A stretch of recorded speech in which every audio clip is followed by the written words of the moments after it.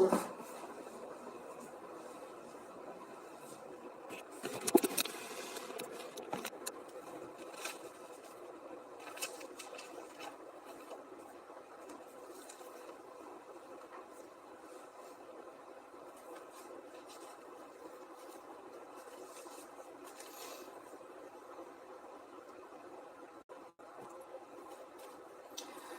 को नमस्कार।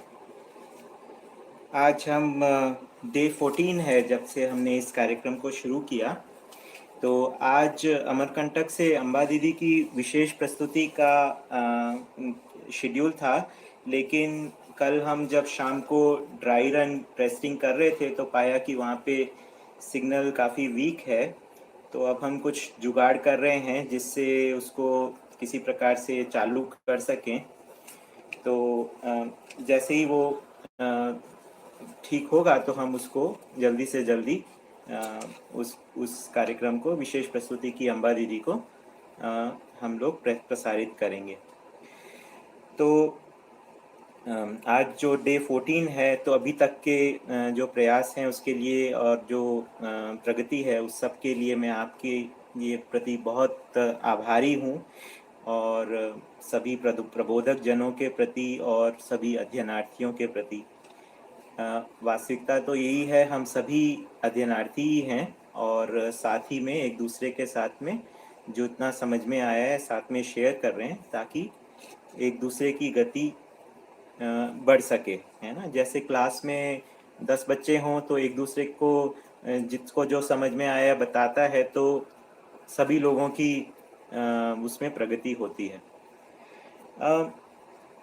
इसमें जैसे तो कुछ एक बात इस पे ध्यान दिलाना चाहूँगा कि this is not the only effort. अभी बहुत सारे और भी पैरेलल एफर्ट चल रहे हैं।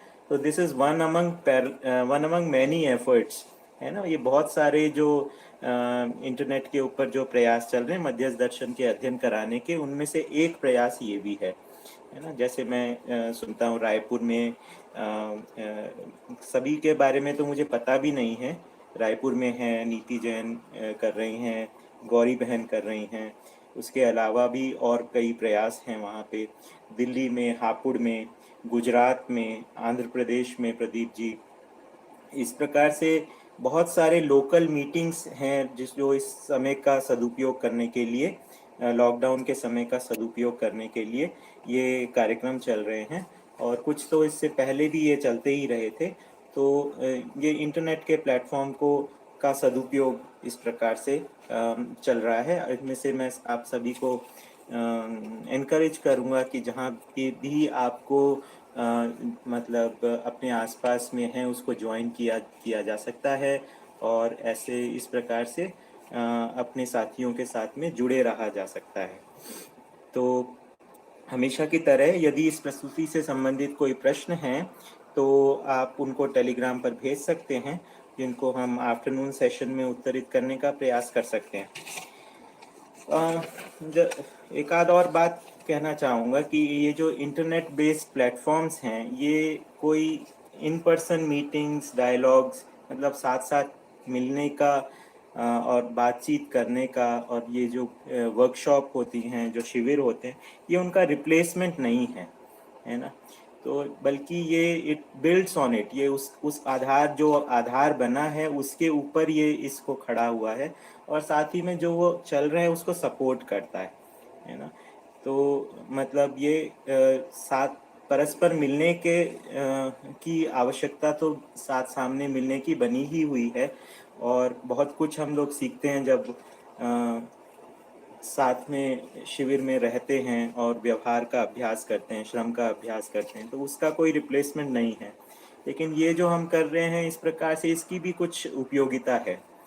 तो जैसे बाबा जी भी कहा करते थे कि हमको ज़मीन से जुड़े भी रहना है और आकाश में उड़ना भी है ना। तो दोनों ही चीज़ों को हमें लेकर चलना है। और साथ ही में उनकी भाषा में ऐसे कहते थे, आकाश में भी वही चीज़ हो। इंटरनेट को बोलते थे आकाश में बनी हुई जैसे लाइब्रेरी हो, तो आकाश में भी वही चीज़ हो, किताब में भी वही चीज़ हो। वही जो चीज़ जो शिविरों के माध्यम से कही जा रही है, वही पुस्तक में भी हो, वही अध्ययन शिविर में भी हो, तो आशय सबका वही बना रहे। तो ये मतलब अपेक्षा हमारे में है ही। तो इस प्रकार से वो इस क्रम को बताते थे कि संपर्क, फिर सूचना, फिर अध्ययन, फिर अनुभव और प्रमाण, है ना। तो सबसे पहला जो कड़ी है इसकी है वो है संपर्क, है ना। तो वो कहते थे कि जब तक लोगों से संपर्क नहीं करोगे तो सूचना क्या दोगे, है ना। तो फिर उसके बाद में अगर सूचना सही नहीं होगी तो अध्ययन किस बात का करोगे, है ना। फिर अध्ययन नहीं करोगे तो अनुभव क्या करोगे, फिर अनुभव नहीं होगा तो प्रमाणित क्या करोगे, है ना। इस प्रकार से ये पांचों कड़ियाँ आपस में जुड़ी हुई हैं, है ना। संपर्क, सूचना, अध्ययन, अनुभव, प्रमाण। तो मैंने एक छोटा सा सेशन पहले किया था जिसमें अभी तक की प्रोग्रेस सो फार के बारे में बात किया था। वैसे योगेश भैया ने और अदिति बहन और जिगर भाई ने भी अभी तक के अध्ययन क्रम की बारे में बता दिया। फिर भी मैं एक छोटा सा एक ओवरव्यू रख देता हूँ 4-5 मिनट का। उसके बाद में हम आगे आज का अध्याय जो है अध्याय 11 उसको शुरू करेंगे। तो हमने जो है पहले अध्याय 4 तक की बात की थी, फिर उसके बाद में निर्भ्रमता ही विश्राम वाला अध्याय जो सुरेंद्र पाल जी ने प्रबोधित किया था वो हुआ था। उसमें एक बेसिकली ये वाली बात हुई थी कि मानव में जो निरंतर श्रम बना हुआ है वो विश्राम के लिए है। और ये एक सूत्र उसमें आया था कि एक मिनट, कुछ थोड़ा सा कनेक्शन गड़बड़ हो गया था। I hope it is resumed now. Okay, तो मैं ये एक बार ये कह देता हूँ कि निर्भ्रमता ही विश्राम वाला अध्याय जो सुरेंद्र पाल जी ने हमको अध्ययन कराया था, उसमें एक सूत्र आया है कि सफलता केवल निर्भ्रम या निर्भ्रांत अवस्था में ही है। तो मानव में जो निरंतर श्रम जो बना हुआ है, क्योंकि अस्तित्व की कोई भी इकाई श्रम से मुक्त नहीं है, तो मानव में जो श्रम है वो उसका क्या उद्देश्य है? उसका उद्देश्य है श्रम का विश्राम, और श्रम का विश्राम जो है क्रियापूर्णता के रूप में पहचाना गया है। और मानव की सफलता जो है वो उसी विश्राम या निर्भ्रमता को प्राप्त करने में है, और उसको निर्भ्रमता को ही विश्राम का नाम दिया गया है। इसके बाद में श्रीमती सुनीता पाठक जी ने हमको कर्म एवं फल और मानवीय व्यवहार का अध्ययन कराया। तो उसमें मतलब इस बारे में हम लोग स्पष्ट हुए कि परंपरा में जो कर्म सिद्धांत, कर्म फल सिद्धांत के बारे में जो बताया गया है, उससे ये यहाँ पे जो मध्यस्थ दर्शन में जो बताया गया है उसमें कुछ बेसिक डिफरेंसेस हैं। तो तो इसमें जहाँ पे जो ये हिंदू परंपरा और बौद्ध परंपरा में एक प्रकार से ऐसा मैसेज सा आता है कि हर एक का अपना अपना कर्मों का जैसे एक अकाउंट होता है, और है ना, कर्म करो और फल की इच्छा मत करो, और करने वाला भी आप नहीं हो, करने वाला कोई और है ना। तो यहाँ पे जो है ये बिल्कुल स्पष्ट कहा गया है कि मानव ही करता है, और प्रत्येक कर्म में कर्ता, उद्देश्य, कारण, प्रभाव और फल जो है वो निहित है ना। और जो फल की कामना ना करो इस प्रकार से की बात नहीं है, क्योंकि संपूर्ण व्यवहार कर्म से मानव ने सुख की कामना की है ना। और साथ ही ये भी बात इसमें आई है कि मानव के जो सभी मानवों के जो कर्म हैं और उनके जो फल हैं वो अंतर संबंधित हैं। मतलब एक आदमी गलती करता है, गलत कर्म करता है, तो उसका फल जो है खाली वो ही नहीं भोगता है, सारा संसार भोगता है ना। जैसे अभी भी जो मतलब हम सब जो हो रहा है, गलती शायद कुछ व्यक्तियों की रही हो, लेकिन उसका फल जो है वो सभी भोग रहे हैं, है ना। किसी एक देश के कुछ लोगों ने एटम बम को डाला, लेकिन उसकी त्रासदी को अभी तक लोग भोग रहे हैं। तो इस प्रकार से ये बहुत आवश्यक हो जाता है कि हम मानव के अंतर संबंधों को पहचाने, मानव जाति और मानव एक हैं ये पहचाने, और सबकी जागृति क्यों आवश्यक है इसको पहचाने। अकेले अकेले का जागृति, अकेले अकेले की मुक्ति, इस प्रकार का कोई डिज़ाइन बनता नहीं है, इसलिए परंपरा की आवश्यकता जो है इस दर्शन से निकल कर आती है। तो यहाँ पे जो है इंडिविजुअल सैल्वेशन या इंडिविजुअल मुक्ति की बात नहीं है, बल्कि परंपरा के अंदर निरंतरता के रूप में मानव जाति की जागृति की बात यहाँ पर की गई है। फिर उसके बाद में हमने दो अध्याय जो हैं श्री योगेश शास्त्री ने हमको करवाए, पद एवं पदातीत और दर्शन, दृश्य और दृष्टि। तो इसमें हमने पद और पदातीत में जो कहा, जो कुछ भी सृष्टि है वो जो है अलग अलग, ऐसा ये फ्लैट नहीं है। जैसे कभी कभी एक मैसेज आता है ना कि सारा वर्ल्ड इज फ्लैट, ऐसा नहीं है। इसके अंदर पद हैं, है ना। तो जड़ पद एक है, जिसको प्राण पद चक्र कहा है, फिर उसके बाद भ्रांत पद चक्र कहा है, और देव पद चक्र और दिव्य पद चक्र। इस तरीके से प्लेन्स ऑफ एग्जिस्टेंस या फिर अस्तित्व में पदों की बात कही है और पद चक्रों की आवर्तनशीलता की यहाँ पर बात की गई है। और साथ ही में एक पदातीत, यानी कि सभी पद जिसमें समाये हैं उस व्यापक सत्ता की भी बात की है। तो पदातीत और पद की बात जो है योगेश भैया ने इसका तात्विक अध्ययन हमको कराया। फिर उसके बाद में दर्शन, दृश्य और दृष्टि, इसके बारे में बात हुई। तो इसमें मेन जो मैसेज जो था कि जो दृष्टा कौन है, अगर अस्तित्व में एक दृष्टा के रूप में किसी को पहचाना जाए तो उसमें पता लगता है कि जीवन ही देखने वाली इकाई है, इसके अलावा और कोई दृष्टा नहीं है, है ना। तो ये जो है परंपरा में जो बताया गया है कि ईश्वर ही दृष्टा है, ईश्वर ही करता है, ईश्वर ही भोगता है, यहाँ पर जीवन दृष्टा है, मानव को कर्ता और भोक्ता के रूप में पहचाना गया है। और सहअस्तित्व यानी जो कुछ भी है वो सहअस्तित्व स्वरूप में है, वो हमारे लिए दृश्य है ना। और दृश्य का दृष्टि पूर्वक जो के योग में जो क्रियाकलाप है उसको दर्शन कहा। तो एक बार बाबा जी के साथ में बात कर रहे थे तो उन्होंने कहा कि देखो, मैं देखने वाला हूँ और ये सब कुछ जो मुझे दिखता है वो दृश्य है। तो सब कुछ देखने वाला मैं, और जो कुछ भी दिख रहा है वो दृश्य, और हम दोनों के संयुक्त रूप में जो क्रियाकलाप हो रहा है उसका नाम है दर्शन। तो मैं जब इसका दर्शन करता हूँ तो ये तुम्हारे लिए वो दृश्य हो जाता हूँ, है ना। तो उस तरीके से तुम उस दृश्य का तुम दर्शन करते हो, और वो जब तुमको समझ में आ जाता है तब वो तुम्हारा दर्शन हो जाता है। इस प्रकार से ये व्यक्ति से व्यक्ति तक अध्ययन की परंपरा होती है। तो ये बेसिकली एक सीधा सच्चा रास्ता है, ऐसा समझ में आता है, जिसको शिक्षा विधि से लाया जा सकता है। अगला फिर चैप्टर अपने को अदिति बहन और जिगर भैया ने करवाया था, जो कि कल करवाया था, क्लेश मुक्ति का। तो यहाँ पे मुक्ति या सेल्वेशन की आशा सर्व मानव में पाई जाती है। तो इसमें परंपरा में जो मुक्ति जिसको कहा गया है ना, वो एक किसी प्रकार से के आवागमन से मुक्ति, यानी जन्म मरण से मुक्ति को लेकर मुक्ति की बात की गई है ना।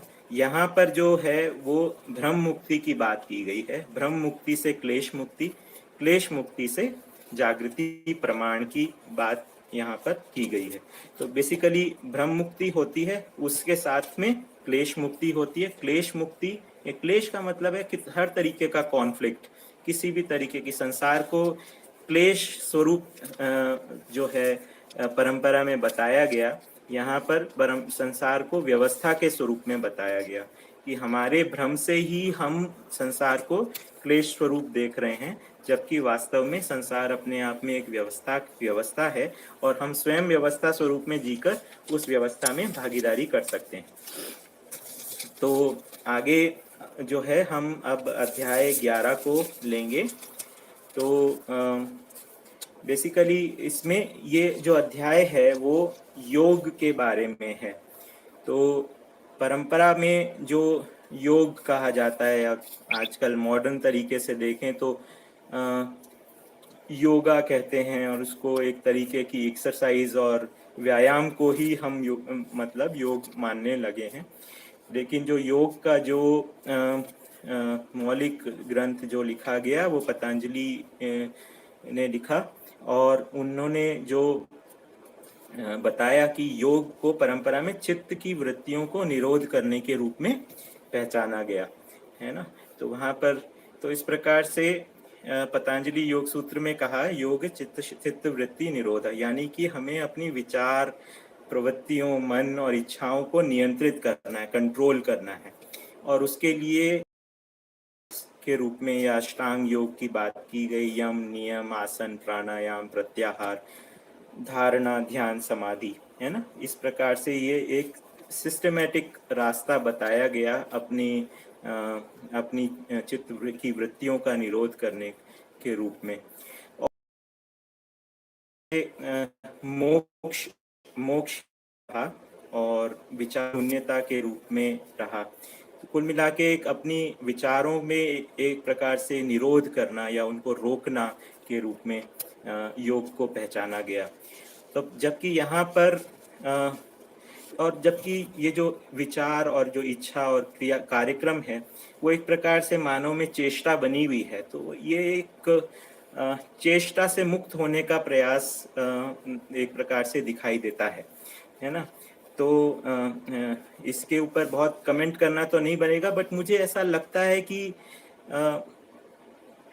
एक अगर हम इसमें जो मध्यस्थ दर्शन में जो परिभाषित किया योग, जिसका अर्थ है मिलना या फिर जुड़ना है, या कि इस प्रकार से समझना कि कैसे हम जुड़े हैं, यहाँ पर एक प्रकार से विरक्त होने का रास्ता समझ में आ रहा है ना। जो परंपरा में जो बताया गया है कि हम किस प्रकार से इन चीज़ों को रोक लें, तो रोकने के बाद में जोड़ें कैसे, इसका रास्ता समझ में नहीं आता है ना। तो यहाँ पे योग को चेष्टा से मुक्त होने का प्रयास नहीं बताया गया। जैसे कल अदिति बहन ने जो अदिति बहन और जिगर भैया ने बताया था, पिछले चैप्टर के अंदर एक सूत्र आया था कि चेष्टा से मुक्त होने का अधिकार, chapter page number 74 last line में, चेष्टा से मुक्त होने का अधिकार किसी इकाई में नहीं है अथवा किसी इकाई द्वारा सिद्ध नहीं हुआ है।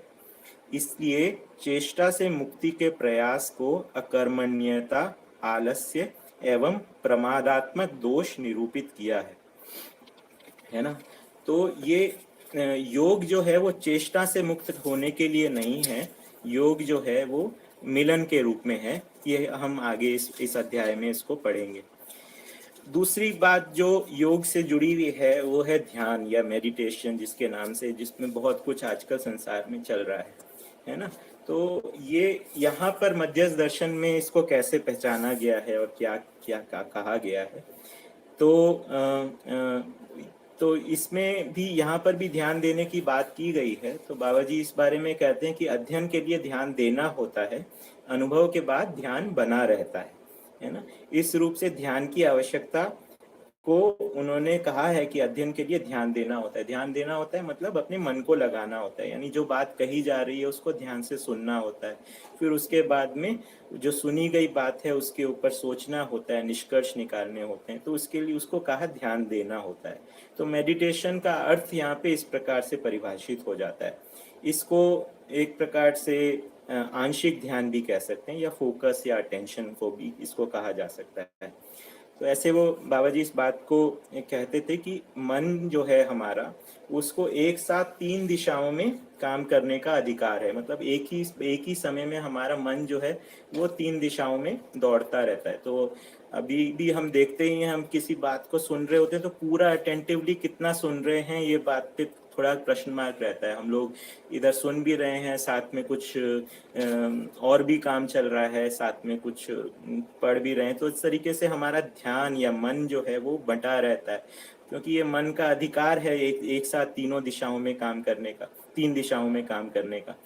तो इसलिए अगर हमको आंशिक ध्यान देना है या श्रवण करना है तो हमको मन को एकाग्र करना ही होगा। यानी मन को ये जो तीनों दिशाएं हैं, उनको 3 दिशाएं, उनको एक ही अर्थ में लगाना पड़ेगा। यानी जो हम सुन रहे हैं उसी को देखें और उसी के ऊपर उसी के अर्थ में अपना मन को लगाएं, तो इस प्रकार से हमको समझ आने की जगह बनती है। लेकिन अगर हमारा मन जो है वो बटा रहता है, एक साथ में हम 2-3 चीज़ें कर रहे होते हैं, तो फिर वो ध्यान की एकाग्रता नहीं बनती है। तो उस तरीके से बात जो है वो अनसुनी अनदेखी हो जाती है ना। तो ये पठन के लिए या श्रवण के लिए ध्यान देने की बहुत आवश्यकता है। उसी को ही हम मेडिटेशन कह सकते हैं, उसी को ही हम फोकस कह सकते हैं, अटेंशन कह सकते हैं, आंशिक ध्यान कह सकते हैं। फिर उसके बाद में दूसरा जो ध्यान या मेडिटेशन या ध्यान की जो यहाँ पे बात की गई है उसको कहा है केंद्रीय ध्यान, है ना। केंद्रीय ध्यान का मतलब है, मतलब उसको क्लैरिटी भी कह सकते हैं, अवेयरनेस भी कह सकते हैं, जीने में जो क्लैरिटी है, जीने में जो अवेयरनेस है। ये सर्वतोमुखी समाधान के रूप में है, अनुभव मूलक विधि से हर दिशा में, कोण में हम जो है समाधान को प्रस्तुत कर पाए, इसी को केंद्रीय ध्यान कहा है, कि हर स्थिति में हमारा ध्यान बना रहे, है ना। और प्रमाणित करने के लिए जो है वो ध्यान बना रहे। तो जहाँ अपने को अध्ययन के लिए या श्रवण के लिए ध्यान देना होता है, प्रयास पूर्वक करना होता है, वहाँ अनुभव मूलक विधि में प्रयास नहीं रहता है, ये मतलब विश्राम के साथ हो जाता है। एक बार बाबा जी इस बात को बोल रहे थे, ये जो मैं जो बता रहा हूँ ये उसका प्रसाद है ना। मतलब कि इसका जो अध्ययन करते हैं उसका फल ये है केंद्रीय ध्यान, है ना। केंद्रीय ध्यान मतलब इसका सर्वतोमुखी समाधान, जिसको अभ्युदय नाम भी दिया गया है ना। तो अभ्युदय जो है वो सर्वतोमुखी समाधान के रूप में अध्ययन का फल है, ठीक है। तो इस तरीके से हम लोगों ने देखा कि योग को जो अभी प्रचलित रूप में जो समझा जा रहा है उससे यहाँ पर बिल्कुल भिन्न तरीके से परिभाषित किया गया है। और दूसरा, ध्यान को जो परंपरागत ध्यान विधियां हैं उसका इससे कोई लेना देना नहीं है ना। तो इस बारे में जो बाबा जी के साथ में चर्चा हुई है, संवाद हुआ है, वो भी मैं आपके साथ शेयर करूंगा। पहले भी आप में से कुछ लोगों ने शायद उसको देखा हो, कि परंपरागत ध्यान विधियों का मध्यस्थ दर्शन के अध्ययन से कोई लेन देन नहीं है ना।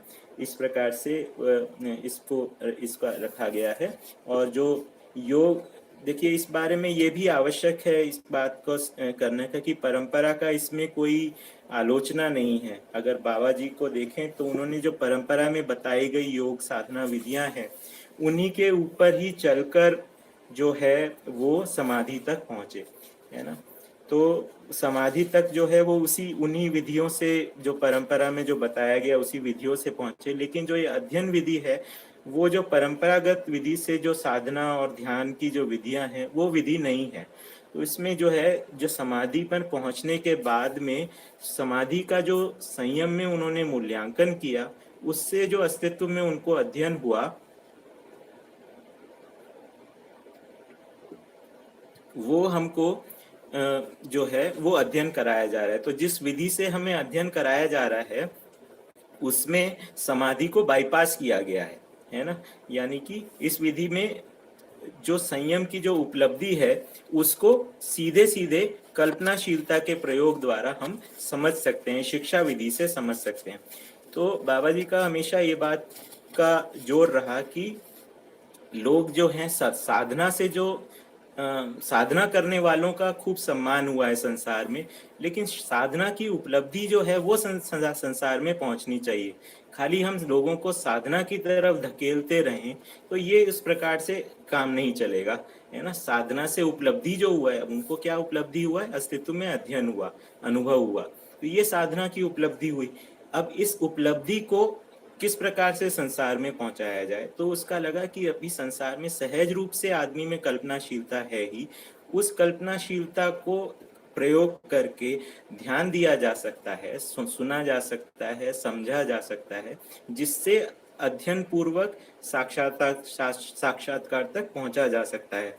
उसके लिए आशा विचार इच्छा को निरोध करने की आवश्यकता नहीं है ना।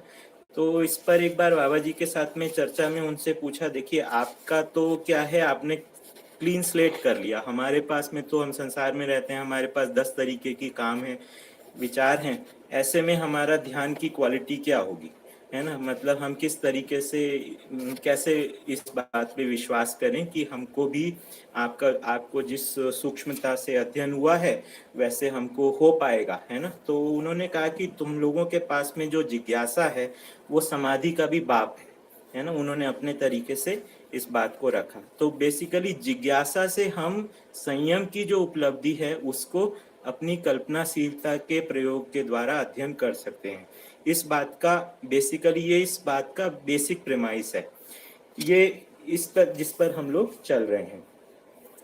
ठीक है। तो इसको तो हमने ये बात देखा कि योग को परंपरा में जिस प्रकार से बताया गया है, यहाँ पर योग को भिन्न तरीके से बताया गया है। दूसरा, ध्यान को जो परंपरा में बताया गया है, यहाँ पर ध्यान को भिन्न तरीके से बताया गया है। तो अब हम है ना अध्याय का अध्ययन करेंगे। और जैसे मुझे है ना इस योगेश भैया की तरीका मुझे अच्छा लगा, जिसमें उन्होंने ये मतलब उनसे मैं चर्चा कर रहा था कि उन्होंने कहा कि ये बहुत ज़रूरी है कि लोग ना, मतलब सब लोग जो सुनते हैं वो बात को सुन के स्वयं अपनी कल्पनाशीलता का प्रयोग करें, ना कि हम केवल एक पकी पकाई है ना कुछ दे दें और लोग इसको उपदेश या कहानी के रूप में सुनकर चले जाएं। और बाबा जी भी ऐसी बात करते थे कि आपको अपनी कविता नहीं सुनानी है ना, अध्ययन कराना है। तो अध्ययन के लिए जो बात कही जा रही है उसको यथावत रखा जाए, फिर उसके बाद में इसको जोड़ा जाए। तो मैं ऐसे सोचता हूँ कि 5-6 सूत्रों को एक साथ अपन पढ़ेंगे, फिर उसके बाद में अगर मेरा किसी मुद्दे पर ध्यानाकर्षण कराने का होगा तो मैं वो जोड़ दूंगा, और फिर उसके बाद में आगे हम उसको हम आगे और चलेंगे, है ना। तो हम इसको शुरू करते हैं।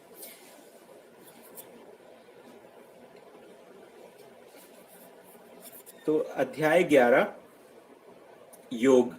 योग के प्राप्त एवं प्राप्य दो भेद हैं।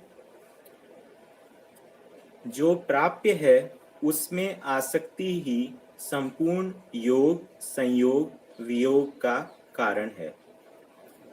मध्यस्थ व्यवहार विचार एवं अनुभव प्राप्त योग है, जो अनवरत उपलब्ध है, वर्तमान है। एकत्व व निकटत्व भेद से प्राप्त योग है। सजातीय मिलन की एकत्व तथा विजातीय मिलन की निकटत्व संज्ञा है। मानव का एकत्व केवल पांडित्य, कुशलता एवं निपुणता में है। तो इन 5 सूत्रों से तो यहाँ पे देखो, इसमें 2 चीजें बताया कि योग के क्या भेद हैं। तो 2 भेद हैं, प्राप्त और प्राप्य। तो प्राप्त योग किसको कहा है? जो हमेशा हमको प्राप्त ही रहता है उसको प्राप्त योग कहा है। और प्राप्य मतलब 2 इकाइयां जो हैं वो एक दूसरे को प्राप्त करती हैं और ना एक दूसरे से मिलती हैं, उसको प्राप्य योग कहते हैं। तो हर इकाई अपने आप में संपूर्ण है, फिर भी एक इकाई की दूसरे से आवश्यकता बनी हुई है ना, और उनके अंदर आदान प्रदान होता है। तो ये जो आदान प्रदान या निर्वाह का जो स्वरूप जो बना हुआ है, उसी में बेसिकली संबंधों की भी पहचान है, पूरकता की भी पहचान है, संपूर्णता की भी पहचान है ना। तो प्राप्त योग है और प्राप्य योग है। तो सत्ता और क्रिया का जो है वो प्राप्त योग है, और क्रिया का प्राप्य योग है। तो इसमें दूसरे सूत्र में जो लिखा है, जो प्राप्य है ना, यानी जो चीज जो है एक दूसरे के लिए प्राप्य होना है, उसमें आसक्ति ही संपूर्ण योग वियोग संयोग का कारण है ना। तो ये इकाई जो है, हर इकाई अपने आप में संपूर्ण है, लेकिन उसमें जो मानव जब तक भ्रमित रहता है तब तक उसमें एक प्रकार से उसको ये क्लियर नहीं होता है कि उसकी हर इकाई अपने आप में संपूर्ण है। तो इसलिए उसमें वियोग का दुख और जो है योग नहीं हो रहा है इस प्रकार की आशंका ये बना रहता है। तो ये आसक्ति ही इस प्रकार से दुख का कारण होता है। मध्यस्थ व्यवहार विचार एवं अनुभव ये प्राप्त योग है, जो कि अनवरत उपलब्ध है, वर्तमान है ना। तो ये जो है ये जीवन के सापेक्ष में बात की गई है कि जीवन में अनुभव विचार और व्यवहार जो है वो उसको प्राप्त ही रहता है, इनसे ये अलग नहीं होता है, ये अनवरत उसके साथ में उपलब्ध हैं और ये वर्तमान है। तो इस तरह ध्यानाकर्षण किया गया है कि जीवन के साथ में क्या चीजें हैं जो प्राप्त रहती हैं और क्या चीज प्राप्य होती है। तो जीवन के लिए शरीर एक प्राप्य है ना, और जीवन में जो अनुभव विचार और व्यवहार हैं वो प्राप्त हैं। चौथे में एकत्व और निकटत्व भेद से प्राप्य योग है ना। मतलब एकत्व मतलब एक ही जाति का, और निकटत्व मतलब विजातीय। अगला सूत्र में है, सजातीय मिलन की एकत्व तथा विजातीय मिलन की निकटत्व संज्ञा है। मानव का एकत्व केवल पांडित्य, कुशलता एवं निपुणता में है ना। तो जैसे है ना, नमक और मिट्टी है तो ये विजातीय मिलन हो गए, जबकि अगर नमक और नमक को मिला दिया जाए तो वो एक ही प्रकार के हो गए, तो इनको तो उसको एकत्व प्राप्त योग कहेंगे, है ना। और जबकि विजातीय है यानी कि मिट्टी और है ना जैसे नमक हो गया, तो ये विजातीय हैं, दोनों अलग अलग जातियां हैं, है ना। तो इनका मिलन को निकटत्व संज्ञा यानी ये पास पास रहते हैं। और मानव का जो एकत्व है यानी मानव का जो एकता है, यह किस प्रकार से होगा? एकत्व कहाँ पर पहचाना जाएगा? ज्ञान के अर्थ में ही उसको मानव की एकता को पहचाना जाएगा, और उसकी एकता जो है पांडित्य, कुशलता और निपुणता में है। इकाई का अगले 6 सूत्रों को पढ़ेंगे।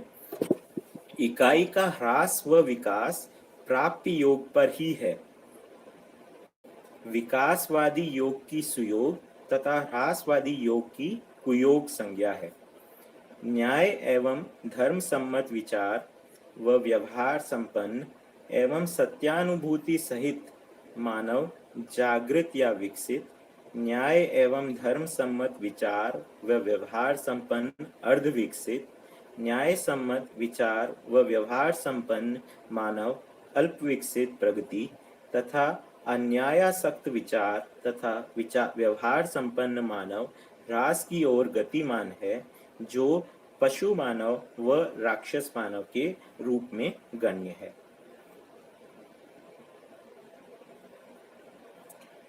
ठीक, तो इन सूत्रों का अपन देख लेते हैं। तो कोई भी इकाई है उसका ह्रास या विकास, है ना, हम लोग ये बात इस बारे में शुरू में दर्शन के अध्ययन में शुरू किए थे कि ये वाला जो पूरा बाबा जी ने विश्लेषण किया है वो ह्रास और विकास की दिशा के आधार पर बेसिकली किया गया है ना, कि किस ओर की पदार्थावस्था से लेकर दिव्य मानव तक ये किस प्रकार से विकास और जागृति का क्रम है, इसके बारे में बात की गई। तो अब यह है कि किस प्रकार से ह्रास होता है और किस प्रकार से विकास होता है। तो ये पता लगा कि केवल प्राप्य योग के आधार पर ही ये होता है, यानी इकाई और इकाई के मिलने के आधार पर ही उनका विकास या ह्रास होता है ना। तो यानी कोई भी इकाई अपने आप से विकसित हो जाती हो ऐसा नहीं है, उसका जो है किसी दूसरी इकाई के साथ में संयोग होना आवश्यक है।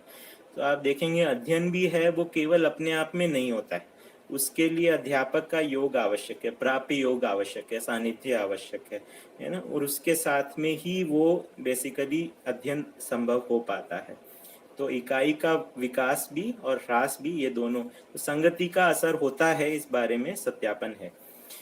विकास योग विकासवादी योग की सुयोग तथा ह्रासवादी योग की कुयोग संज्ञा है ना, यानी कि सुयोग भी होता है अस्तित्व में और कुयोग भी होता है, यानी कि ऐसा योग जिसमें ऐसा मिलन जिसमें एक दूसरे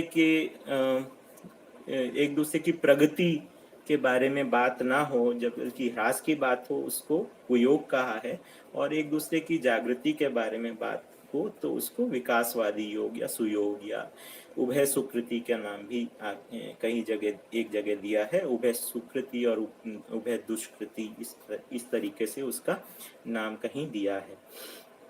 अगला जो सूत्र है उसमें बेसिकली ये वाली बात आई है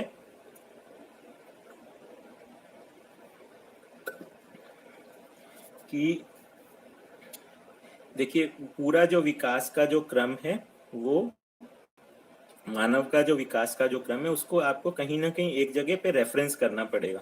तो वो उन्होंने जागृत मानव को के अर्थ में, यानी सत्यानुभूति प्रमाण सहित जो मानव है उसको जागृत विकसित मानव कहा है। उसके रेफरेंस से उससे पीछे वाली स्थितियों की गणना कर ली है ना। तो कोई भी अगर हमें इवोल्यूशन या विकास को अगर एक्सप्लेन करना हो तो आपको उसकी पूर्ण स्थिति का हमको पहले आकलन करना होगा, उससे फिर पीछे की स्थितियों की अपने को गणना करनी होगी। पूर्ण स्थिति के आकलन के बाद ही आपको उससे पहले वाली स्थितियों का मूल्यांकन का आधार बनता है। उसी तरीके से यहाँ पर जागृत या विकसित, फिर प्रगति, फिर ह्रास का पहचाना गया है। तो इस प्रकार से पशु मानव, राक्षस मानव से दिव्य मानव तक की जो स्टेजेस हैं, है ना, यानी मानव की जो स्थितियां हैं, उनकी पहचान की गई है। अगला सूत्र है, जो जिसका अपव्यय करेगा वह उससे वंचित हो जाएगा। मानव में ह्रास में आसक्ति के फलस्वरूप प्राप्त बल, बुद्धि, रूप, पद और धन का अपव्यय करता है।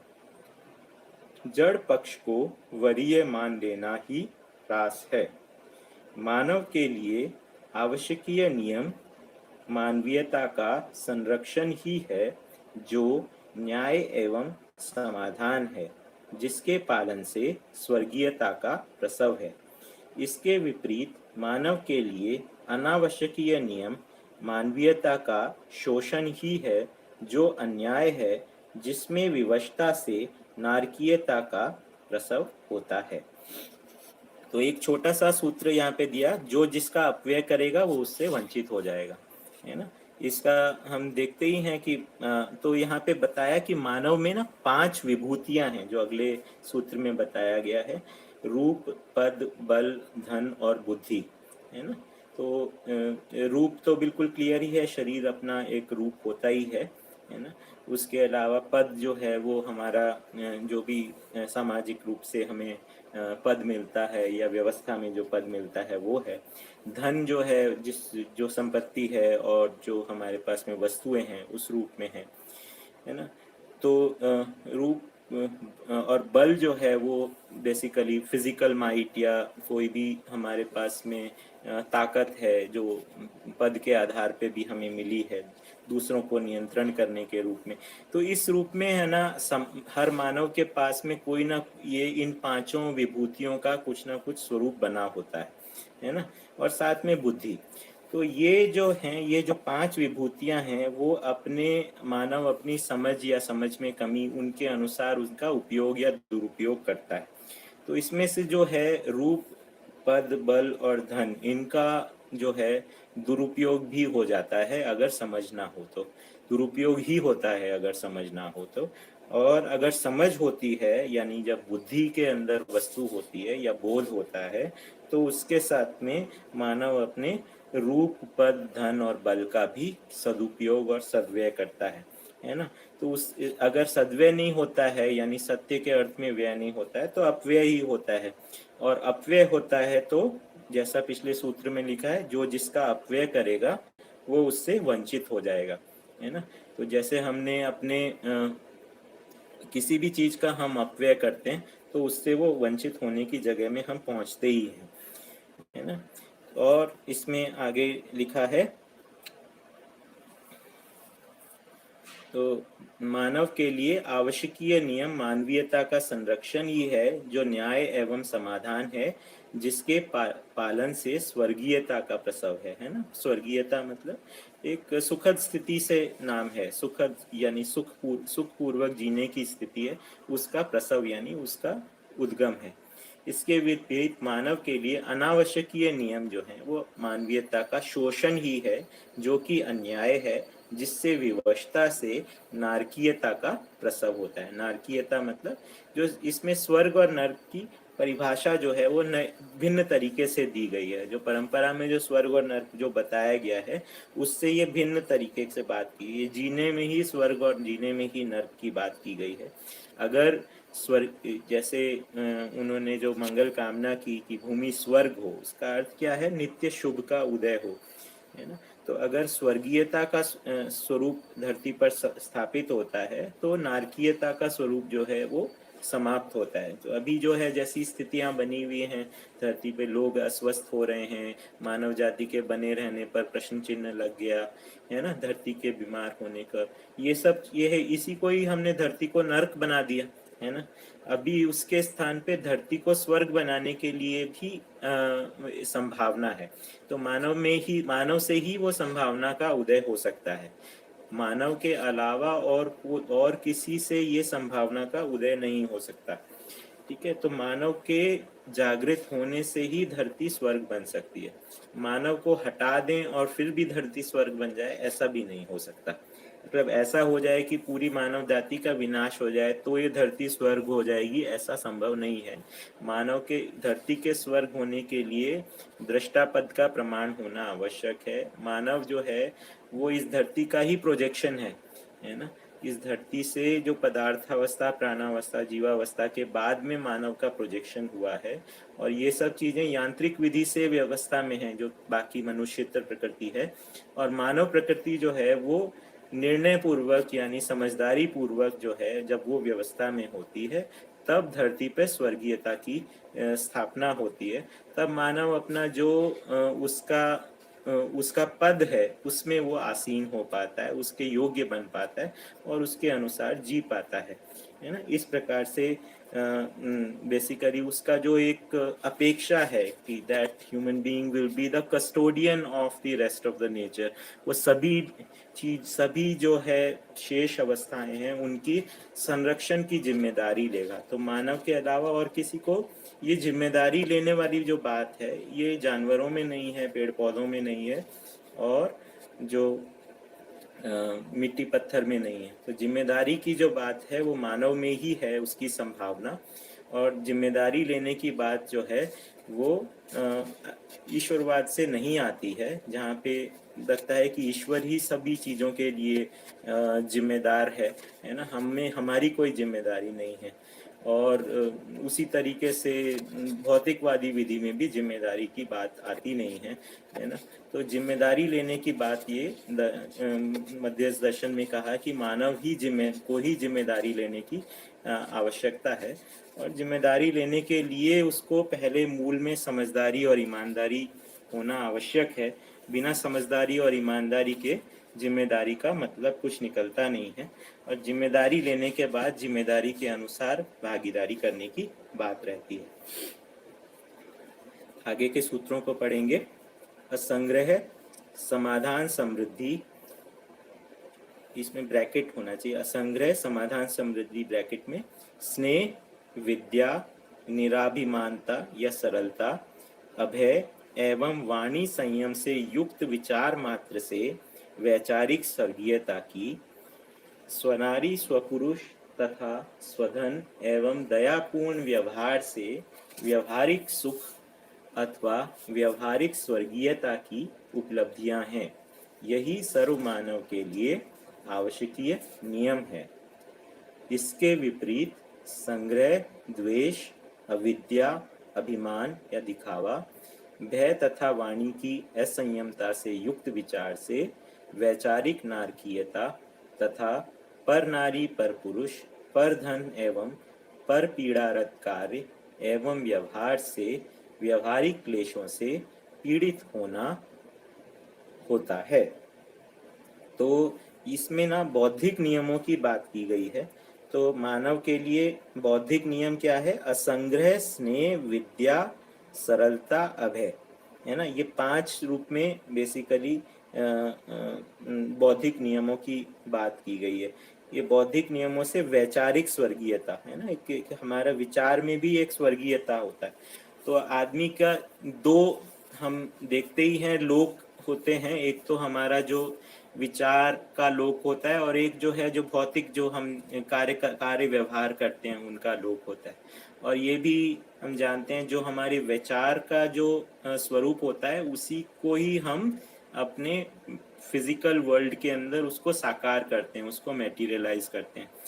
तो आगे है ना लक्षण लोक, आलोक वाले चैप्टर के अंदर इस बारे में थोड़ी और बात होगी। तो हमारा एक लोक तो होता है जो कि हमारा मानसिक लोक होता है, जो हमारी कल्पना का लोक होता है, जो हमारा चैतन्य का होता है, और एक जो होता है इसमें, ये दोनों जो है वास्तव में एक ही है। लेकिन भ्रम में इन चीज़ों में विपरीतता होती है, क्योंकि हम जो है इसके अपने कल्पना का लोक के अंदर कुछ एक अलग इमेज बनाए रहते हैं वर्ल्ड की, जबकि वर्ल्ड वास्तव में कुछ ही और स्वरूप में होता है। तो जैसा है वो वैसा ही होता है, सृष्टि जैसा है वो वैसा ही होता है। लेकिन सृष्टि से भिन्न मान्यताओं का हम अपना लोक बनाए रहते हैं, मेंटल व्यू बनाए रहते हैं। तो उससे क्या है, इन दोनों जगह में कॉन्फ्लिक्ट आता रहता है, जिससे जो कि जिसको हम भ्रम भी कहते हैं, जिसको समस्या भी कहते हैं, जिसको क्लेश भी कहते हैं, जिसको जिसको आसक्ति भी कहते हैं, अलग अलग स्थितियों में उसको अलग अलग नाम दिया गया है। तो इसेंशली ये एक बात है कि हमारी जो चैतन्यता का जो स्वरूप है उसमें एक वैचारिक स्वर्गीयता होने की आवश्यकता है, यानी हमारे विचारों में समाधान होने की आवश्यकता है। विचारों में समाधान होने के लिए क्या जरूरी है? उसके मूल में हमारे पास समझदारी जरूरी है। समझदारी से जो विचार हमारे में स्थापित रहते हैं उसको समाधानित विचार कहते हैं, है ना। तो समझदारी मूल में बुद्धि और आत्मा की जो स्थिरता की एंकरिंग जो रहती है, उसके आधार पे जो चिंतन मूलक जो विचार होता है ना, उसके साथ में हमें चिंतन मूलक जो विचार है उसको हम समाधान कह रहे हैं, और वही जो है वो वैचारिक स्वर्गीयता है। और इसका ही जब सामाजिक स्तर के ऊपर आता है तब वो उसका बनता है स्वनारी स्वपुरुष स्वधन और दयापूर्ण व्यवहार, तो वो व्यवहारिक सुख का स्वरूप बनता है ना। और जिसको व्यवहारिक स्वर्गीयता भी कहा है। तो व्यवहार में वही आता है जो विचार में आता है। तो दर्शन में बेसिकली हम विचार से प्रवेश कर रहे हैं, है ना। तो विचार से कोई, क्योंकि विचार यहाँ पे पहले स्थिर होता है, उससे व्यवहार स्थिर होता है ना।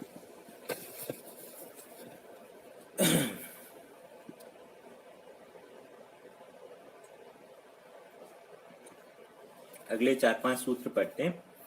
मानव मानव के लिए आवश्यकीय नियमानुक्रम व्यतिक्रम भेद से ही सुख व दुख का, हर्ष एवं अमर्ष का कारण सिद्ध हुआ है। समस्त संबंधों एवं संपर्कों, वस्तु एवं विषय, रूप एवं आशय के पोषक एवं शोषक भेद से ही मानव ने नियमों का पालन किया है। इसमें से मानवीयता के लिए आवश्यकीय तथा अनावश्यकीय नियमों को जान व समझ लेना ही अध्ययन है, तथा इनमें से आवश्यकीय वर्गों को सभी स्तरों पर प्रयोग में लाना ही प्रमाण और उपलब्धि है। मानव के जीने के सोपानों को व्यक्ति, परिवार, समाज, राज्य, राष्ट्र, अंतरराष्ट्र के परिप्रेक्ष्यों के रूप में पहचाना गया है। दूसरी विधि से व्यक्ति, परिवार, अखंड समाज, सार्वभौम व्यवस्था के रूप में पहचान होती है। तीसरी विधि से हर व्यक्ति समझदारी सहज विधि से जिम्मेदारी के रूप में व्यवस्था का आरंभिक रूप परिवार है, आरंभिक स्वरूप परिवार है। इसी क्रम में 10 सोपानीय परिवार सभाओं के रूप में पहचान होता है। इन 3 सूत्रों को ले लेते हैं। तो इसमें लिखा है मानव के लिए जो आवश्यकीय नियमानुक्रम यानी नियमों के अनुक्रम में, नियमों के अनुसार में, और अनुक्रम या व्यतिक्रम, व्यतिक्रम मतलब होता है विशृंखल होना, यानी कि जो जो क्रम है उससे क्रम टूटा होना, उसको व्यतिक्रम बोलते हैं। तो जो अगर नियमानुक्रम होता है यानी नियम के अनुसार होता है, व्यतिक्रम मतलब जिसमें नया नियम टूटा रहता है, उससे सुख व दुख का, है ना, हर्ष और अमर्ष, हर्ष मतलब खुशहाली, अमर्ष मतलब एक पीड़ा की स्थिति, इसका कारण सिद्ध हुआ है ना। तो मानव जो है अपने आवश्यकीय नियम क्या बताए थे? जो एक तो असंग्रह, स्नेह, विद्या, निराभिमानता और अभय या विश्वास, इनको हमने आवश्यकीय नियम के रूप में पहचाना था, ठीक है ना। और व्यतिक्रम जो है वो अनावश्यकीय नियम को के रूप में कहा था। तो इसमें एक कहा, इसके बाद कहा है कि मानव जो संपूर्ण, जो मानव जो है वो नियम का पालन करता है। कोई भी नियम उसके जो बने हुए हैं, चाहे वो आवश्यकीय नियमों का कर रहा है या अनावश्यकीय नियम का करता है, उसका पालन कहाँ पर होता है? संबंधों एवं संपर्कों में, है ना। वस्तु एवं विषय, वस्तु एवं विषय का क्या था मैं देख के बताऊंगा इसका। रूप एवं आशय, मतलब मेरे को लगता है रूप जो है वो भौतिकता से जुड़ा है, आशय जो है वो चैतन्यता से जुड़ा है ना। तो इनके पोषक या शोषक भेद से, है ना, संबंधों और संपर्कों के पोषक या शोषक भेद से रूप और आशय यानी कि भौतिकता और चैतन्यता के पोषक या शोषक भेद से, वस्तु एवं विषय के पोषक या शोषक भेद से। वस्तु और विषय का मैं अर्थ देख के आपको थोड़ा सा इस पे और लोगों से पूछ के फिर बताऊंगा।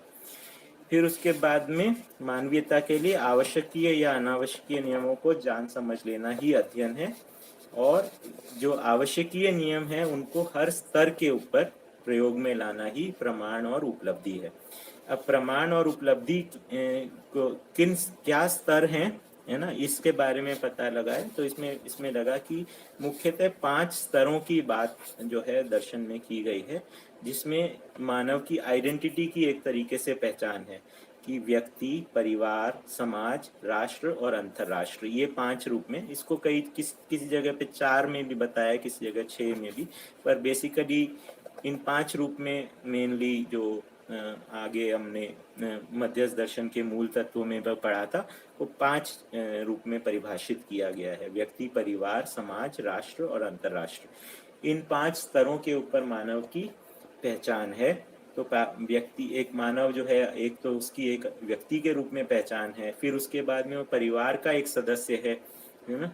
तो फिर उसके बाद में वो परिवार के रूप में उसकी एक आइडेंटिटी है, फिर उसकी एक समाज के रूप में आइडेंटिटी है, फिर उसके बाद राष्ट्र के रूप में उसकी आइडेंटिटी है, और फिर अंतरराष्ट्र के रूप में उसकी आइडेंटिटी है। तो इस तरीके से मानव की आइडेंटिटी भी जो है वो उसकी इंडिविजुअलिस्टिक नहीं है, उसकी अपनी नहीं है, वो उसकी संयुक्त रूप में उसकी एक आइडेंटिटी होती है।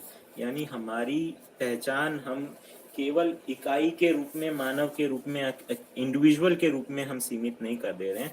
हमारी एक संयुक्त आचरण के रूप में परिवार की भी एक पहचान है ना। फिर उसके बाद परिवार समूह के रूप में भी हमारी एक आइडेंटिटी बन रही है।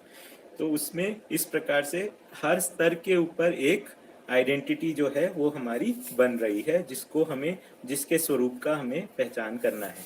तो अखंडता के रूप में पहचानने के लिए ये एक आवश्यक है कि हम संयुक्त रूप में हमारे आचरण का क्या स्वरूप है, क्या हमारा संयुक्त रूप में क्या प्रयोजन है, क्या हमारी व्यवस्था है, और क्या हमारा पहचान है, हमारा श्रम का क्या स्वरूप है।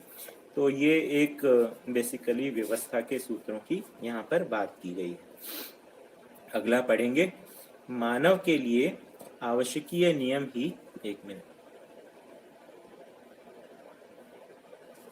मानव के लिए आवश्यकीय नियम ही न्याय, न्याय ही धर्म, धर्म ही सत्य, सत्य ही सहअस्तित्व, सहअस्तित्व में समझ ही आनंद, आनंद ही जागृत जीवन, तथा जागृत मानव जीवन ही मानव परंपरा के लिए आवश्यकीय नियम है। यह मानव जीवन का जागृत चक्र है। सर्व मानव जीवन के लिए यह सुचक्र है। जीने की आशा सहित चैतन्य इकाई को जीवन तथा जीवन द्वारा लक्ष्य को पाने के क्रम में प्रयास की जो निरंतरता है, उसकी जीवन जागृति क्रम संज्ञा है। मानव के लिए अमानवीय नियम ही अन्याय, अन्याय ही अधर्म, अधर्म ही असत्य, असत्य ही अनीश्वरता, अनीश्वरता ही दुख, दुख ही जीवत्व या अमानवीयता, जीवत्व ही मानव के लिए अनावश्यकीय नियम है। यह जीव चक्र है जो मानव के लिए कुचक्र है। सामाजिक स्तर पर सार्वभौमिक सिद्धांत के आविष्कार को नियम की, नियम को व्यवस्था के स्तर पर व्यवस्था पूर्वक व्यवहृत करते हुए न्याय की, न्याय को अंतरराष्ट्रीय स्तर पर परस्पर समाधानित विचारपूर्ण नीति द्वारा व्यवहृत करते समय धर्म की, धर्म को ब्रह्मांड के स्तर पर व्यवहृत करते समय सत्य की, अनंत ब्रह्मांड के स्तर पर व्यवहृत करते समय उसको सहअस्तित्व की, सहअस्तित्व में मानव द्वारा अनुभव की दशा में आनंद की, तथा आनंद को व्यक्तिगत जीवन में आचरित करने की जागृत जीवन संज्ञा है, जो दया, कृपा और करुणा है। ठीक है, तो इसमें है ना, वो पहला जो सूत्र था, वो एक्चुअली उसका एक्सप्लेनेशन जो है वो चौथे सूत्र में है ना। जो मानव के लिए आवश्यकीय नियम ही न्याय वाला जो सूत्र है, उसका एक्सप्लेनेशन जो है वो चौथे सूत्र में है। है ना। तो वहाँ पे ऐसा कंफ्यूजन लग सकता है कि यहाँ पे मानव के लिए आवश्यक ये नियम ही न्याय, न्याय ही धर्म, धर्म ही सत्य। तो लगता है कि अगर इसको आप केवल वर्ड टू वर्ड पढ़ोगे तो उसका मीनिंग नहीं बनेगा, लेकिन यहाँ पे उसका सिमेंटिक या उसका मीनिंग यहाँ पे एक्सप्लेन किया गया है। तो देखिए यहाँ पे अगर आप इसमें इसको जोड़ के पढ़ेंगे, है ना, जिसको बाबा जी अपने भाषा में बोलते थे, इसको पूर्वापर संबंधों को बैठाकर सुन पढ़ने की जरूरत है। यानी कि जो पहले बताया, जो बाद में बताया, उसको जोड़ के सुनो। खाली ऐसा नहीं एक लाइन को पकड़ लिए और उसमें कुछ नहीं हुआ तो फिर उसमें कुछ पकड़ा नहीं तो सब कुछ को छोड़ दिए, ऐसा नहीं होता। उसको कभी कभी डांटते थे, तुम लोग आगे पाठ पीछे सपाट करते हो, है ना। मतलब जो पहले पढ़ाया उसको सपाट कर दिया और फिर उसके बाद में आगे पूछते हो, है ना। तो वो मतलब खैर उनका, हम लोगों को हमारा ध्यान दिलाने के लिए कहते थे। तो बेसिकली ये वाले दोनों सूत्रों को जोड़ के पढ़ने की जरूरत है। देखिए उसमें लिखा है मानव के लिए आवश्यकीय नियम ही न्याय, है ना। तो अब यहाँ पे उसका एक्सप्लेन किया है कि नियम का मतलब क्या है, यानी सामाजिक स्तर पर सार्वभौमिक सिद्धांत के आविष्कार को नियम कहा, है ना। और फिर उसके बाद नियम को जब व्यवस्था, फिर उसके बाद में लिखा है नियम ही न्याय है और न्याय ही धर्म, है ना। नियम को जब व्यवस्था के स्तर पर व्यवस्था पूर्वक व्यवहित करते हैं तो उसको न्याय, है ना। और फिर धर्म, जब न्याय ही धर्म है, पिछले सूत्र में लिखा है, तो उसमें लिखा है न्याय को जब अंतरराष्ट्रीय स्तर पर समाधानित विचारपूर्ण नीति द्वारा व्यवहित करते हैं, यानी प्रैक्टिकल बनाते हैं, है ना। न्याय को जब इंटरनेशनल लेवल के ऊपर समाधानित विचारपूर्ण नीति द्वारा, है ना, यानी आपकी समाधानित विचारपूर्ण वाली पॉलिसीज जब इंटरनेशनल लेवल के ऊपर जब इम्प्लीमेंट करते हो तब उसको धर्म की संज्ञा है ना। तो ये धर्म का जो है ये एक व्यवहारिक स्वरूप हो गया, है ना। एक तो धर्म है जो कि अनुभव में आता है और एक जो धर्म है जो व्यवस्था में प्रमाणित होता है। तो दो और हम लोग चल रहे हैं, एक प्रकार से एक अनुभव में हमको धर्म का सूत्र रूप में समझ में आता है और उसकी व्याख्या रूप में जो होता है वो व्यवस्था रूप में उसकी व्याख्या होती है। ठीक है, तो इन दोनों को हम जोड़ के पढ़ेंगे। ठीक है, और उसी का ही जो विपरीत वाला है कि अमानवीय नियम ही अन्याय है, अन्याय ही अधर्म है ना। तो इसको हम अच्छे से इनको समझ सकते हैं। इन चारों सूत्रों को इसलिए साथ में समझने की भी आवश्यकता है। अगला अपन देखते हैं सुख शांति, सुख संतोष शांति एवं आनंद, ये सुख की चार अवस्थाएं हैं, है ना। तो इसको बाबा जी ऐसे ही बोलते थे, ये सुपरलेटिव डिग्री है ना। मतलब इसका मतलब क्या हुआ कि जो जीवन में जो सुख होता है वही जीने में समाधान होता है ना। जीवन में जो शांति होती है वही परिवार में समाधान और समृद्धि के स्वरूप में होता है। जीवन में जो सुख शांति संतोष होता है वही समाज में, है ना, समाधान समृद्धि और अभय या विश्वास के रूप में होता है। और जीवन में जो सुख शांति संतोष आनंद होता है वही अस्तित्व के स्तर पर समाधान समृद्धि, अस्तित्व या व्यवस्था के स्तर पर समाधान समृद्धि अभय और सह अस्तित्व होता है। तो इस प्रकार से जीवन मूल्य जो हैं वो सुख शांति संतोष आनंद है और उसी के पैरेलल में मानव लक्ष्य है समाधान समृद्धि अभय सह अस्तित्व। तो इसमें ये वाला एक सूत्र वो कई बार इस प्रकार से देते थे कि जीवन मूल्य प्रमाणित होता है तो मानव लक्ष्य प्रमाणित होता है। जीवन मूल्य प्रमाणित होने के साथ साथ मानव लक्ष्य भी प्रमाणित हो जाता है। तो जीवन के मूल्य को हम अलग से पहचान लेंगे, मानव का लक्ष्य अलग हो जाएगा, इस प्रकार से वो कहते हैं कि नहीं हो सकता, ये दोनों संभव नहीं है। तो सुख को मानव के समाधान से अलग पहचाना नहीं जा सकता। हम सोचें हम जीवन में सुखी हैं लेकिन हमारे पास समाधान नहीं है, ऐसा नहीं हो सकता। हमारे जीवन में शांति है पर परिवार में अशांति है, परिवार में समृद्धि नहीं है, ऐसा संभव नहीं है। तो जीवन लक्ष्य, जीवन मूल्य और मानव लक्ष्य ये दोनों साथ साथ बेसिकली होना होगा। फिर सुख की चार अवस्थाओं के पोषक नियमों को मानव के लिए आवश्यकीय नियम तथा इसके शोषक नियमों को अनावश्यकीय नियम संज्ञा है ना। तो जो भी ये भी स्पष्ट है अपने आप में, क्योंकि समस्त मानव सुखानुभव की प्रतीक्षा, आशा, प्रयोग एवं प्रयास में रत है। मानवीयतापूर्ण आचरण रूपी विधि की न्याय, समत्ववादी अथवा श्रेयवादी स्वभाव की धर्म, यथार्थता की सत्य, व्यापकता की ईश्वर, पूर्ण सर्वतोमुखी समाधान की आनंद, आवश्यकीय नियमाचरण की सागृत जीवन, निरपेक्ष शक्ति की की सत्ता संज्ञा है। लोकेशानुभव का अवसर आत्मा को, लोक दर्शन का अवसर बुद्धि व चित्त को तथा न्यायोचित व्यवहार का अवसर वृत्ति व मन को है। संशय व विपर्य या भ्रम से मुक्त जो बौद्धिक स्थिति है, उसकी पूर्ण समाधान, इच्छा पूर्वक किए गए अंतरंग व बहिरंग व्यवहार की आचरण तथा सार्वभौमिक सिद्धांत की नियम संज्ञा है। अनिश्चयता की संशय एवं अयथार्थता अर्थात अयथार्थ को यथार्थ मानने की विपर्य संज्ञा है। सर्वशुभ हो। तो इसमें अगले पिछले 5 सूत्रों को अपन देखेंगे। चल, तो ये देखा हमने कि सुख की चारों अवस्थाओं यानी सुख, शांति, संतोष, आनंद के लिए पोषक नियम जो हैं वो मानव के लिए आवश्यक नियम है। तो इनको आवश्यक नियम किनको के 3 स्तरों के ऊपर पहचाना गया, बौद्धिक नियम, सामाजिक नियम और प्राकृतिक नियम। तो इनको इन तीनों स्तरों के ऊपर नियमों को पहचाना गया। जो बौद्धिक नियम अपन ने आज देखे थे, जो प्रस्तुत किए थे, असंग्रह, स्नेह, विद्या, निराभिमानता है। और फिर उसके बाद सामाजिक नियमों की बात की थी, स्वधन, स्वनारी, स्वपुरुष और दयापूर्ण कार्य व्यवहार। और प्राकृतिक नियम जो है वो प्रकृति के साथ में जो हम उत्पादन करते हैं उसमें किस प्रकार से स्रोत को बनाए रखते हुए अपने समृद्धि को भी प्राप्त करना, इस रूप में प्राकृतिक नियमों को पहचाना गया है ना।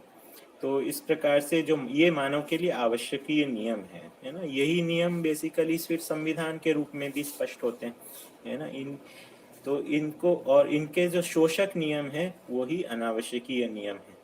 तो मानव जो है जो समस्त मानव सुखानुभव यानी सुख, जीवन में सुख का अनुभव की प्रतीक्षा, आशा, प्रयोग और प्रयास में रत है ना। तो खाली प्रतीक्षा ही करते रहेंगे तो उससे तो होगा नहीं, है ना। आशा ही करते रहेंगे उससे भी नहीं होगा। प्रयोग करते रहेंगे हम, कुछ ये प्रयोग करें उससे फिर असफल हुए, उससे भी नहीं होगा।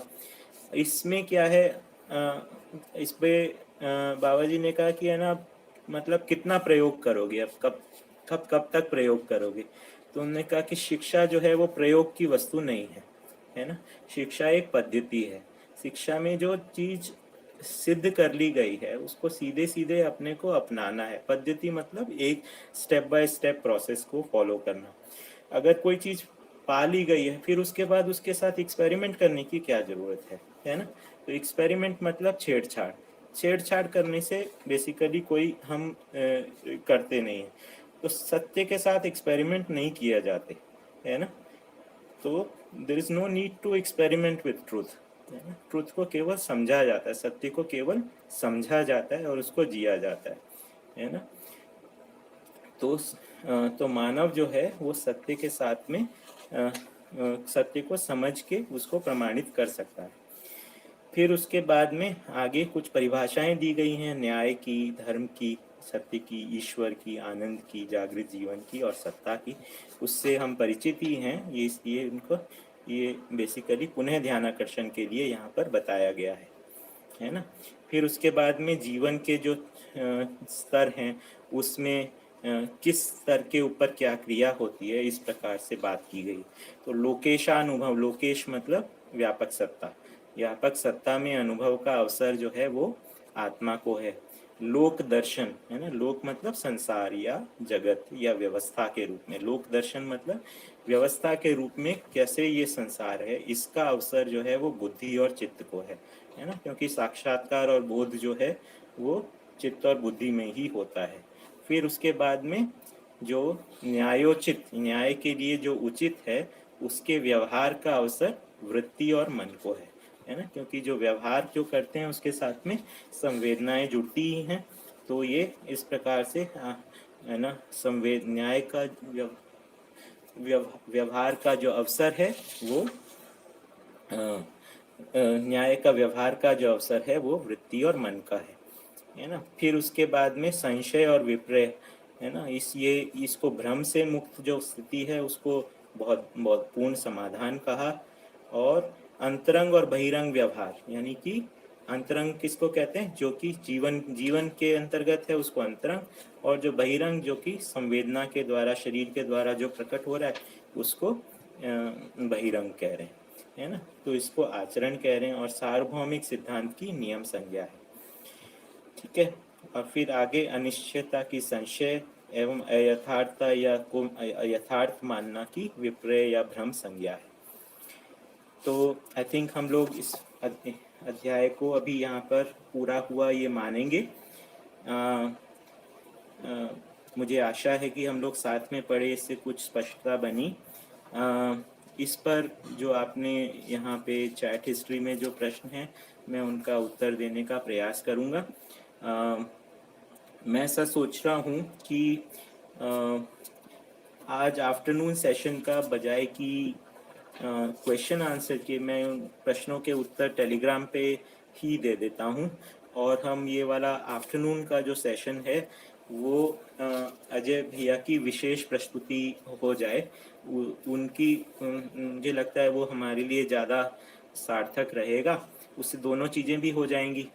तो अजय भैया जो हैं वो मतलब वो परमाणु की पर जो विज्ञान ने अभी तक जो सोचा है इस बारे में, और मध्यस्थ दर्शन की जो अवधारणाएं हैं वो किस प्रकार से भिन्न है, वो उनका जो एक सरल स्टाइल है उसके साथ हमको समझाएंगे। कई बार हम लोग है ना केवल नकारने की जगह में हम लोग पहुंच जाते हैं, है ना, कि ये विज्ञान में सब गलत लिखा है, या फिर विज्ञान में जो लिखा है वो सही है, यहाँ पे विज्ञान से भिन्न कुछ बता रहे हैं। तो क्या चीज़ जो है वो एक्चुअली विज्ञान में कह रहे हैं, और उसके साथ में यहाँ पर क्या कॉमनैलिटी है, और क्या चीज़ यहाँ पे भिन्न है ना, इनको बात करने के लिए अजय भैया अपनी बात को रखेंगे। फिर दूसरा गठनपूर्ण परमाणु, जो बेसिकली सेंट्रल प्रोपोजिशन है इस दर्शन का, जिसके कारण इसको जीवन विद्या भी कहा गया है, वो कैसे है, मतलब उसका तर्क क्या है, उसको भी लेकर अजय भैया अपनी बात को रखेंगे। तो मुझे I am really looking forward to listening to him.